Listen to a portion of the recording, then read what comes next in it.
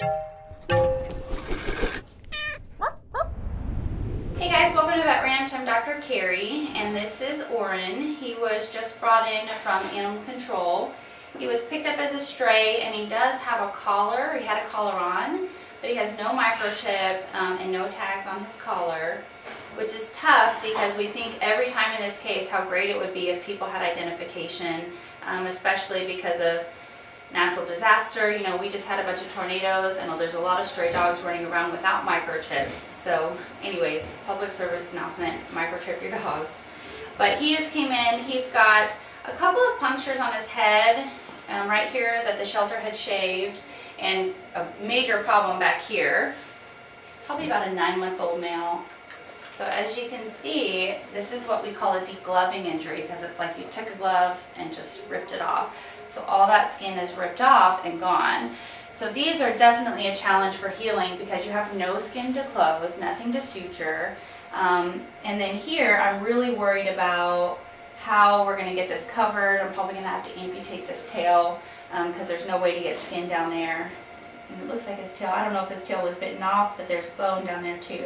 We are kind of just looking at the situation here. You know, obviously this is a problem. We've got this big pocket here. The biggest concern for me is what's happening with this anus right here. It's right there, and then there's kind of no skin around here. It's taken me a while to come up with a plan. I think the wound actually looks pretty clean. They've been dressing it at the shelter where they picked him up, excuse me.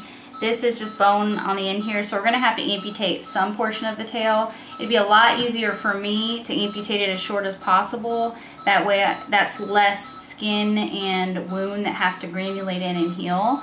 So the first thing I'm gonna do, since this looks pretty clean, is go ahead and amputate down here, and then address the skin issue underneath there with trying to get it to kind of adhere to that area and stretch it out. I got this little nubbin as short as I safely could. So I'm putting in the last suture now, and I'm kind of worried about the tension on the sutures, and obviously the fact that there's no skin closing that is not ideal at all. So I'm worried about this kind of pulling through eventually and the sutures coming out, but we'll see what happens. Here is his anus, and so I'm going to try to kind of tack this down in several places very gently, and hopefully it will take and kind of regrow there. I went ahead and sutured around this area as best I could, trying to get that anus and rectum to kind of reattach to the skin around there.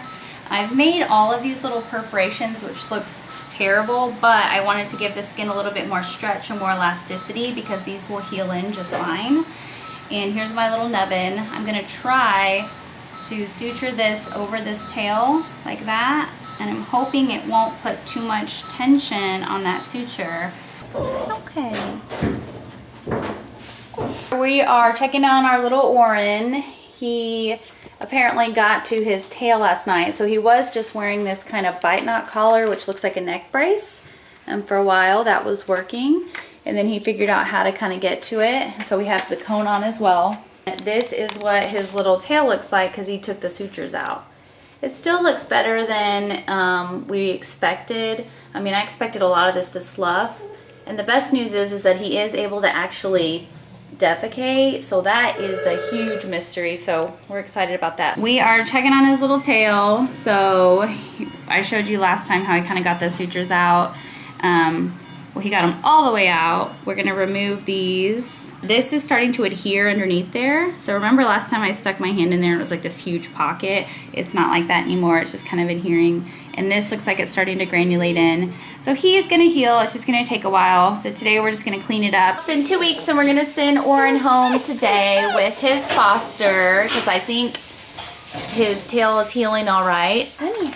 And his butt's waggling now. So his attitude is much better, and we're at the point now where this is just kind of granulating in. So we're just waiting and cleaning it.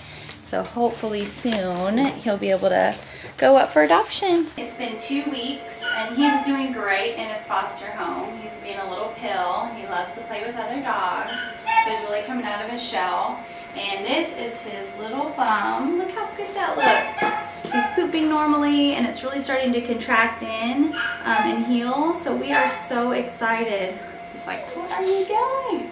So we're gonna recheck him again in 2 weeks, and we're hoping that at that point he'll be completely healed up, and then we can find him his forever home. We are telling Oren it's time for him to go to his forever home. His tail is pretty much completely healed now. You know, he has a little nubbin, which looks perfect for his, you know, breed. He's probably a little Schnauzer mix. So we are so happy that it did well. There was a point there that I was super frustrated because it kept opening up, and I felt like there would never be enough skin or tissue to grow over it. But with time, everything heals. So we just want to say thank you guys so much for all your support, for watching our videos, and thank you for your donations. Without you guys, we could not save little dogs like Oren that just need a second chance. Bye guys, see you next time.